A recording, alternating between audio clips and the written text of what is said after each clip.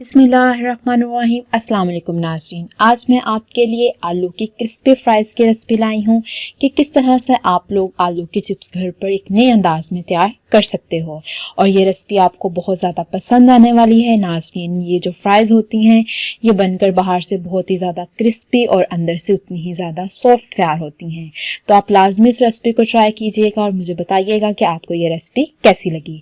सबसे पहले नाज़रीन मैंने दो दरमियाने साइज़ के आलू लिए जिसको मैंने लंबाई के रुख कट कर लिया। उसके बाद मैंने इसके अंदर 1 टेबलस्पून जो है वो बेसन का ऐड किया है। इसके अलावा नाज़रीन आप लोगों ने कोई और चीज़ ऐड नहीं करनी। फिर मैंने हाफ टी स्पून इसमें नमक ऐड किया, हाफ टी स्पून मैंने सुरख मिर्च ऐड की और हाफ से भी कम टी स्पून मैंने इसके अंदर हल्दी यूज़ की ताकि इसका खूबसूरत कलर आ सके। अब हाथों की मदद से तमाम मसाले को आपने इसके ऊपर लगा देना है। और नाज़रीन आप लोगों ने यहाँ पर पानी का बिल्कुल भी यूज़ नहीं करना। ये एक सबसे इम्पोर्टेंट स्टेप है। आपको स्टार्टिंग में लगेगा कि मसाला अच्छे से इसके ऊपर नहीं लगा, कि कुछ पीसीज रह गए हैं लगने के लिए, तो आप लोगों ने परेशान नहीं होना। आप लोगों ने इसको हाथों की मदद से लगा के 10 मिनट का रेस्ट देना है। जैसे ही आप 10 मिनट का रेस्ट लोगे तो आप देख सकते हो कि जो आलू होते हैं अपना पानी छोड़ देते हैं। तो ये ऑटोमेटिकली तमाम जो आपके पास जो इसके पीसीज हैं उसके ऊपर ये आसानी के साथ जो मसाला है वो इक्वली लग जाएगा। आप लोगों ने 10 to 15 मिनट लाजमी आलूओं को रेस्ट देना है। उसके बाद आप लोगों ने इसको फ्राई करना स्टार्ट करना है।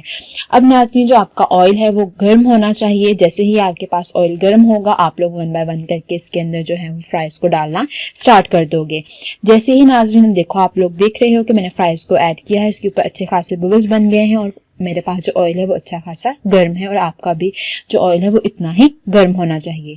ये डालने के बाद आप लोगों ने अपनी जो आंच है उसको मीडियम कर देना है। ये एक इम्पोर्टेंट स्टेप है क्योंकि नाज़रीन अगर आप चाहते हो कि आपके जो फ्राइज़ हैं वो बहुत क्रिस्पी बनकर तैयार हों तो आप लोगों ने कभी भी उसको तेज़ आंच के ऊपर फ्राई नहीं करना।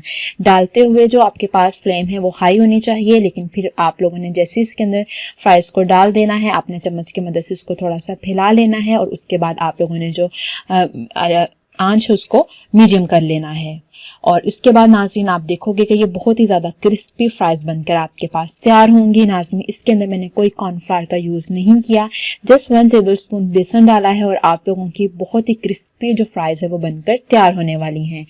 तो इसी तरह से नाज़रीन आप लोगों ने तमाम फ्राइज़ को जो है वो फ्राई कर लेना है और यकीन मानिए ये बहुत ही ज़्यादा आसान मेथड के साथ और मिनटों में बन जाने वाली रेसिपी है। जब भी आपका दिल करे आप लोग फ़ौरन से इस रेसिपी को तैयार कर सकते हो। इसके अंदर कोई एक्स्ट्रा जो है वो इंग्रेडिएंट यूज़ नहीं होता जो आपके किचन के अंदर अवेलेबल ना हो। बेसन हर किचन के अंदर आसानी के साथ अवेलेबल होता है, तो मैंने कोशिश की है कि इन्हीं इंग्रेडिएंट्स का यूज़ करते हुए मैं इस रेसिपी को तैयार करूं। तो आप देख सकते हो कि मैंने इसी तरह से तमाम जो है फ्राइज़ हैं उनको तैयार कर लिया है और आप लोग देख सकते हो कि मैंने तकरीबन 2 ही आलू लिए हैं और उससे इनफ जो है वो फ्राइज़ बनकर रेडी हो गई हैं।